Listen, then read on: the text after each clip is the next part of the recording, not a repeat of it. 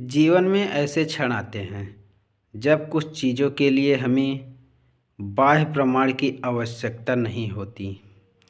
हमारे अंदर से एक हल्की सी आवाज़ हमें बताती है कि तुम सही रास्ते पर हो। दाएं बाएं मुड़ने की ज़रूरत नहीं है।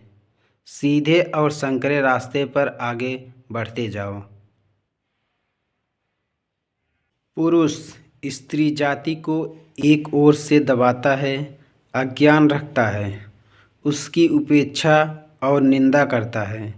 दूसरी ओर से उसे अपने भोगों को तृप्त करने का साधन मात्र मानता है और इसके लिए वह स्त्री को गुड़िया की तरह अपनी इच्छा के अनुसार सजाता है, उसकी खुशामद करता है और इस प्रकार की स्त्री की भोगवृत्ति को भड़काने की प्रयत्न करता है। इन प्रकारों से केवल स्त्री जाति का ही नहीं बल्कि स्वयं पुरुष का और समूचे समाज का भारी पतन हुआ है। प्रेम के शुद्ध व्यापक स्वरूप का नाम अहिंसा है।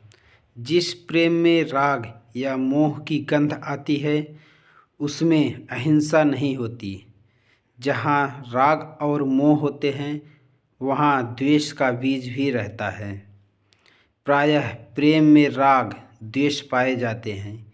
इसीलिए तत्ववेत्ताओं ने प्रेम शब्द का उपयोग न करके अहिंसा शब्द की योजना की और उसे परम धर्म कहा। मनुष्य के लिए डरने योग्य वस्तु एक ही है, अपना विकारी चित्त। चाहे ईश्वर का डर कहो, चाहे अधर्म का डर कहो, अथवा अपने विकारी रूपी शत्रुओं का डर कहो, तीनों एक ही हैं। यदि विकार न हो तो अधर्म न रहे और अधर्म न रहे तो ईश्वर का डर जैसे शब्द का प्रयोग ही न करना पड़े। अहिंसा सत्य के समान ही व्यापक होती है। अहिंसा की सिद्धि के बिना सत्य की सिद्धि संभव नहीं। अतएव दूसरी दृष्टि से देखें तो सत्य अहिंसा की पराकाष्ठा ही है। पूर्ण सत्य और पूर्ण अहिंसा में भेद नहीं, फिर भी समझने की सुविधा के लिए सत्य को सत्य और अहिंसा को साधन माना है।